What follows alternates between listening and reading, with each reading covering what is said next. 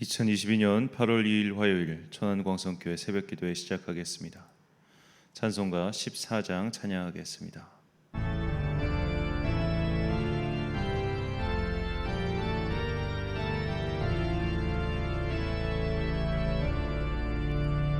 주리 하나님 하늘에 계시니 온 천하 만민 주 앞에 찬송하네. 이 천지 만물도 주 앞에 엎드려 그 거룩하신 이름을 높이네. 주 언약하신 것 끝까지 지키니 저 하늘 나라 향하여 곧 가리라. 주 얼굴 배울 때 내 맘이 기쁘고 영원히 주의 영광을 찬양하리. 왕의 왕 되신 주 하늘에 계시니 이 세상 죄악 이기신 구주 예수. 저 천군 천사도 주옹이하고서 우성도 함께 영원히 늘 섬기네.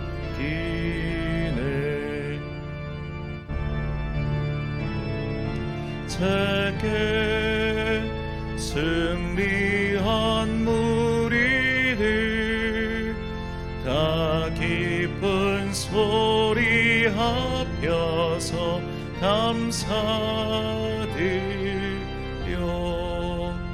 창조주 하나님 내 주님 되시니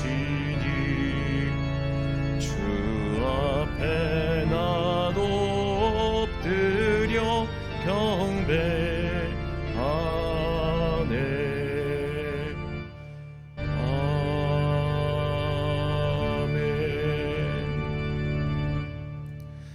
오늘 우리에게 주신 하나님의 말씀 창세기 2장 1절부터 25절까지 말씀입니다. 창세기 2장 1절부터 25절까지의 말씀 이제 봉독하겠습니다. 하나님의 말씀 경청하십시오. 하나님은 하늘과 땅과 그 가운데 있는 모든 것을 다 이루셨다. 하나님은 하시던 일을 여섯날까지 다 마치시고 이튿날에는 하시던 모든 일에서 손을 떼고 쉬셨다. 이튿날에 하나님이 창조하시던 모든 일에서 손을 떼고 쉬셨으므로 하나님은 그날을 복되게 하시고 거룩하게 하셨다. 하늘과 땅을 창조하실 때의 일은 이러하였다. 주 하나님이 땅과 하늘을 만드실 때에 주 하나님이 땅 위에 비를 내리지 않으셨고 땅을 갈 사람도 아직 없었으므로 땅에는 나무가 없고 들에는 풀 한 포기도 아직 돋아나지 않았다. 땅에서 물이 솟아서 온 땅을 적셨다. 주 하나님이 땅의 흙으로 사람을 지으시고 그의 코에 생명의 기운을 불어넣으시니 사람이 생명체가 되었다. 주 하나님이 동쪽에 있는 에덴의 동산을 일구시고 지으신 사람을 거기에 두셨다. 주 하나님은 보기에 아름답고 먹기에 좋은 열매를 맺는 온갖 나무를 땅에서 자라게 하시고 동산 한가운데는 생명나무와 선과 악을 알게 하는 나무를 자라게 하셨다. 강 하나가 에덴에서 흘러나와서 동산을 적시고 에덴을 지나서는 네 줄기로 갈라져서 네 강을 이루었다. 첫째 강의 이름은 비손인데 금이 나는 하윌라 온 땅을 돌아서 흘렀다. 그 땅에서 나는 금은 질이 좋았다. 부돌라라는 향료와 홍옥수와 같은 보석도 거기에서 나왔다. 둘째 강의 이름은 기혼인데 구스 온 땅을 돌아서 흘렀다. 셋째 강의 이름은 티그리스인데 아시리아의 동쪽으로 흘렀다. 넷째 강은 유프라테스이다. 주 하나님이 사람을 데려다가 에덴 동산에 두시고 그곳을 맡아서 돌보게 하셨다. 주 하나님이 사람에게 명하셨다. 동산에 있는 모든 나무의 열매는 내가 먹고 싶은 대로 먹어라. 그러나 선과 악을 알게 하는 나무의 열매만은 먹어서는 안 된다. 그것을 먹는 날에는 너는 반드시 죽는다. 주 하나님이 말씀하셨다. 남자가 혼자 있는 것이 좋지 않으니 그를 돕는 사람 곧 그에게 알맞은 짝을 만들어 주겠다. 주 하나님이 들의 모든 짐승과 공중의 모든 새를 흙으로 빚어서 만드시고 사람에게로 이끌어 오셔서 그 사람이 그것들을 무엇이라고 하는지를 보셨다. 그 사람이 살아있는 동물 하나하나를 이루는 것이 그대로 동물들의 이름이 되었다. 그 사람이 모든 집짐승과 공중의 새와 들의 모든 짐승에게 이름을 붙여주었다. 그러나 그 남자를 돕는 사람 곧 그의 짝이 없었다. 그래서 주 하나님이 그 남자를 깊이 잠들게 하셨다. 그가 잠든 사이에 주 하나님이 그 남자의 갈빗대 하나를 뽑고 그 자리는 살로 메우셨다. 주 하나님이 남자에게서 뽑아낸 갈빗대로 여자를 만드시고 여자를 남자에게로 데리고 오셨다. 그때 그 남자가 말하였다. 이제야 나타났구나 이 사람. 뼈도 나의 뼈, 살도 나의 살. 남자에게서 나왔으니 여자라고 부를 것이다.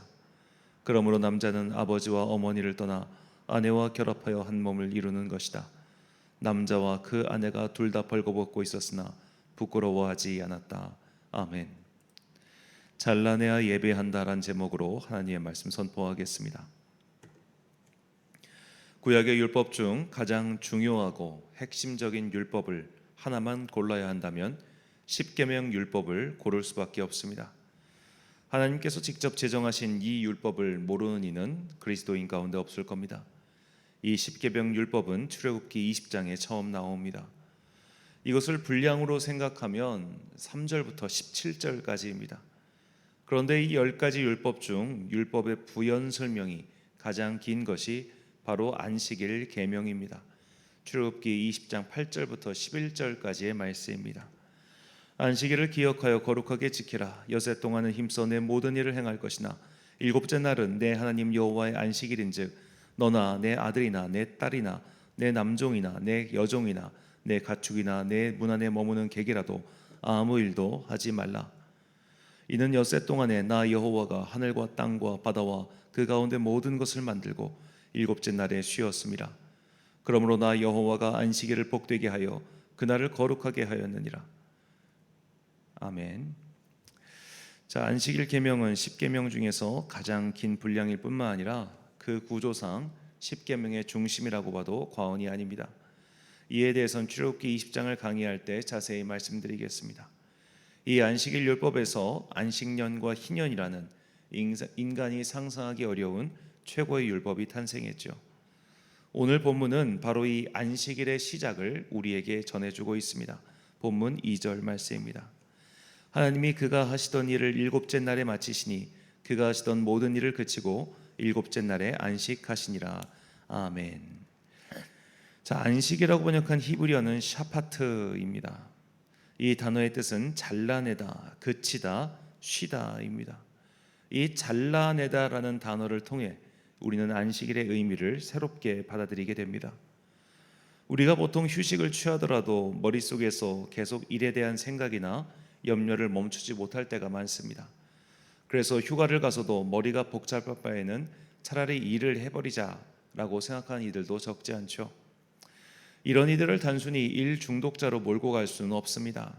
이것은 모든 인간이 품고 있는 미래에 대한 염려에서 비롯된 일이기 때문입니다. 하다못해 우리는 내가 가스를 잠그고 나왔나? 라는 생각이 한번 들면 계속 그것 때문에 신경을 쓰기 마련입니다. 6일 동안 일을 하면 이미 내 안에 일의 관성이 생깁니다. 노동을 계속하다 보면 계속 노동을 해야만 할 것 같은 관성이 내 안에 생겨버립니다. 쉬면 오히려 불안해지는 겁니다. 그래서 밭이라도 한번 쓱 나가서 돌아보곤 하죠. 직장 생활이라고 해서 다를 것이 없습니다. 퇴근하면 연락하지 말아라 라고 쏘아붙이고 심지어 전화기를 꺼놔도 그 머릿속에서는 근본적인 불안감이나 일에 대한 염려가 사라지지 않습니다. 특히 말단 직원이 아닌 일을 책임지는 사람일수록 더욱 그렇습니다. 자, 어느 나라든 그 나라의 최고 통수권자는 그 나라에서 가장 좋은 대우를 받겠죠. 최고의 음식을 먹을 것이고 최고의 환경에서 지낼 겁니다. 그런데 대통령 임기가 시작하기 전과 마친 후를 비교해서 보십시오. 확 늙지 않는 사람이 없습니다. 물론 세월이 흐르면 늙는 것은 당연하다지만 이 연예인들이 안 늙는 걸 보면 이 최고의 환경에 있는데도 왜 저렇게 빨리 늙는가 하는 생각이 들 수밖에 없습니다. 그만큼 무언가를 책임지는 자리에 있는 사람은 많은 스트레스를 받을 수밖에 없다는 것이죠. 안식일은 이런 일에 대한 근심, 세상에 대한 염려를 모두 잘라내는 시간입니다.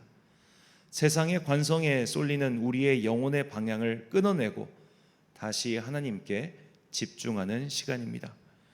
이 안식일의 정신을 예전으로 만든 것이 바로 예배입니다. 예배는 세상으로 쏠리는 우리의 영혼을 교정하는 시간입니다. 일종의 강제 조정과도 같습니다. 그렇게 일주일에 한 번 세상으로부터 자신을 끊어내고 다시 하나님께 우리의 영혼을 향하게 하는 시간이죠. 이 정신이 복되게 하다라는 단어 속에 들어가 있습니다. 본문 3절 말씀입니다.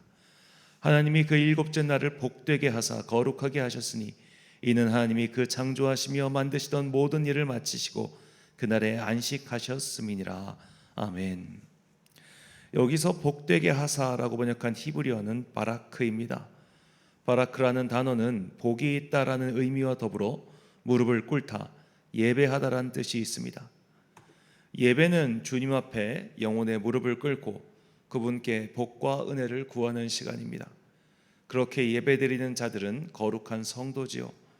거룩한 성도만이 예배를 드릴 수 있고 또 예배를 드리는 성도만이 거룩해집니다. 믿음으로 거룩하게 된 의인들이 다시 예배를 드림으로 그 거룩함을 회복하는 것이죠. 마치 하나님께서 흰옷을 주셨는데 이 흰옷이 세상을 살면서 더러워졌고 그 더러움을 세탁하는 시간이 예배 시간이라는 겁니다. 이것이 안식일의 신학입니다. 안식일은 단순히 노동을 멈추고 그냥 쉬어라 라는 것이 아닙니다. 영혼의 방향 전환이야말로 안식일의 핵심입니다. 설령 몸은 쉬고 있더라도 영혼의 방향이 여전히 세상으로 향해 있다면 그것은 안식일을 범하고 있는 겁니다. 그래서 예수님께서는 바리새인들이 금과 옥조로 여기는 안식일에 대해서 그토록 험하게 비난하신 겁니다. 우리는 주일 예배를 그래서 삶의 가장 높은 곳에 두고 가장 중요하게 생각합니다. 주일 예배만으로는 우리의 영혼의 관성을 제어하기 어렵기에 새벽마다 기도하고 한 주일의 중간인 수요일에도 예배를 드리며 금요일 저녁에도 기도하고 주일 저녁에도 모여서 예배를 드립니다. 모든 예배 시간은 안식일 정신의 확장입니다. 세상으로 쏠리는 우리의 영혼을 끊어내고 내 영혼의 방향을 다시 제자리로, 즉 하나님께로 돌려놓는 시간이죠. 그래서 우리는 결코 예배의 주인이 될 수 없습니다. 우리는 철저하게 예배를 섬기는 자들입니다. 내 편의와 안위 따위는 예배의 중요한 요소가 결코 될 수 없습니다. 예배 시간에 에어컨이 안 켜진다고 불퉁한 마음이 생긴다면 그것은 이미 내가 예배의 주인 노릇을 하려고 한다는 증거일 수밖에 없습니다. 예배 시간에 보일러가 작동하지 않아 추워서 예배를 못 드리겠다고 불퉁거리는 사람들은 백화점에서 서비스를 받듯 교회에서 서비스를 받으려고 오는 자들이지 하나님께 예배를 드리며 영혼을 교정하기 위해 온 자들이 아닙니다. 기독교가 태동한 이후 지금까지 그 수많은 선인들이 그토록 예배를 중요하게 생각한 이유가 바로 여기에 있습니다. 예배를 드리지 않는 자들이야 말할 것도 없고 예배를 드리는 자들도 온전한 예배를 드리지 않고 내가 예배의 주인 노릇을 하려고 하는 순간 그 예배는 끊어내고 잘라내어 분리되는 시간이 아닌 여전히 세상의 관성에 쏠려 있는 상태라고 볼 수밖에 없습니다. 우리는 온전하고 복된 예배를 드리기 위해 세상으로 쏠리는 우리의 방향성을 차단해야 합니다. 그런 것들을 끊어내야 합니다. 그렇게 주님께만 집중하며 나의 방향을 오롯이 그분께로 돌릴 때 우리는 비로소 주님께 받은 그 거룩한 흰옷을 다시 세탁하여 주님의 성전에서 예배드릴 수 있는 합당한 자격을 회복하게 됩니다. 죄악으로 인해 단절된 주님과의 관계가 회복되는 것입니다.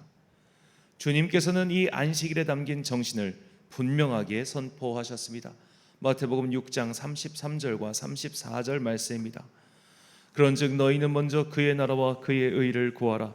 그리하면 이 모든 것을 너희에게 더하시리라. 그러므로 내일 일을 위하여 염려하지 말라. 내일 일은 내일이 염려할 것이요 한날의 괴로움은 그날로 족하니라. 아멘. 사랑하는 천안광성교회 성도 여러분, 그리고 이 새벽을 함께 깨우고 계신 귀한 주님의 자녀 여러분, 염려를 끊어내십시오. 걱정을 잘라내십시오. 세상으로 향해 있는 영혼의 방향을 멈추시고 이제 주님께 우리의 시선을 돌리십시다.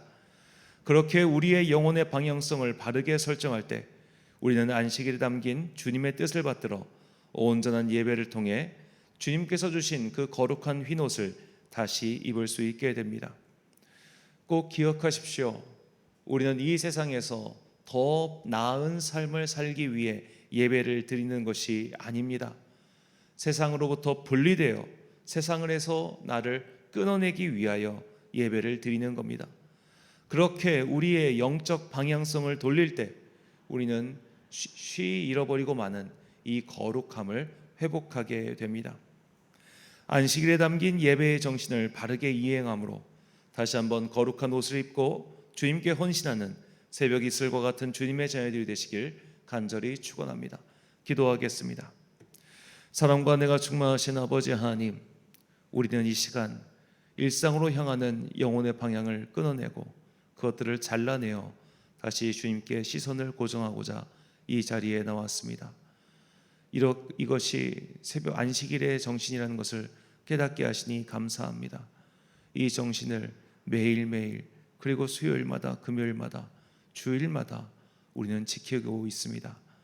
우리가 이 정신을 잃어버려서 세상으로 그대로 향하고 있는 그 방향 그 힘 그대로 예배를 드리는 일이 없도록 주님 우리의 영혼을 인도하여 주옵소서.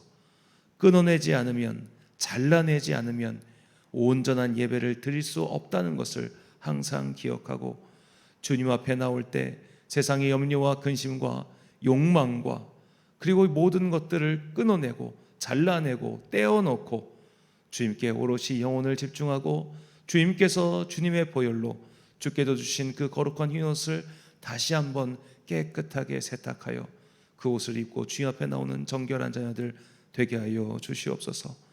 오늘도 이 마음을 가지고 우리는 세상 속으로 나아갑니다. 이 땅을 살아있는 동안 우리가 세상의 죄에 노출되지 아니할 방도가 없사오니 이 시간 이후로 각자의 자리에서 열심히 일을 하는 당신의 자녀들 기억하시고 그들에게 거룩한 흰옷을 입혀주시고 그들을 세상의 것들로부터 지켜주옵소서.